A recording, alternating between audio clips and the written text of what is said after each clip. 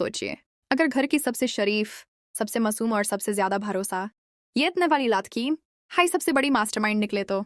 अगर शादी के दिन जो मुस्कुराहतीन थी, जो खुशियां थी, उनके पीछे एक खतरनाक साजिश छुपी हो तो। और अगर जहर देने वाला कोई दुश्मन नहीं बल्कि अपना ही हो तो।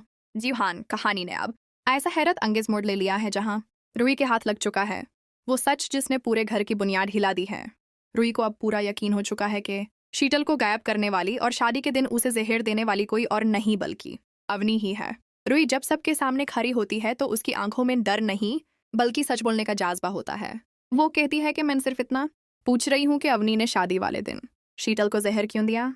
क्या वजह थी कि उस दिन जब हर तरफ ढोल नगाड़े बज रहे थे तब किसी ने चुपके से मौत का जाल बिछाया। घर वाले पहले तो इस इल्जम को मजाक समझते हैं, लेकिन रूही का लहजा इतना मजबूत होता है कि सबके चेहरों का रंग उड़ जाता है। रूही याद दिलाती है कि शादी के बाद से ही शीतल अजीब सी हालत में थी, फिर अचानक उसका गायब हो जाना और इतने दिन तक कोई खबर न मिलना। क्या ये सब सिर्फ इत्तेफाक था?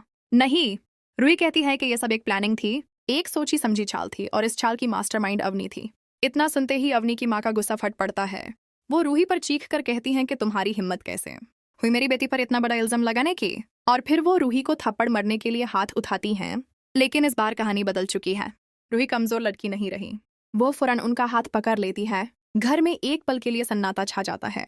सब हैरान रह जाते हैं कि आज रूही ने सिर्फ सच बोला ही नहीं बल्कि अपने लिए खारी भी हो गई। अवनी का चेहरा उस वक्त देखने लायक होता है।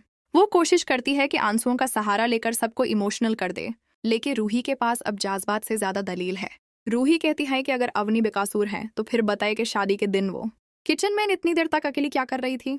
क्यों उसने किसी को भी शीतल के कमरे के पास नहीं आने दिया। क्यों हर सवाल का जवाब गुस्से और आंसुओं से दिया जा रहा है। घर के बुजुर्ग भी सोच में पड़ जाते हैं।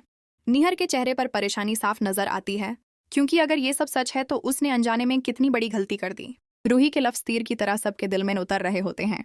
वो कहती है कि मैंने बहुत सब्र किया, मैंने हर बात बर्दाश्त की, लेकिन अब जब मुझे सच का पता चल गया है तो मैं खामोश नहीं रह सकती।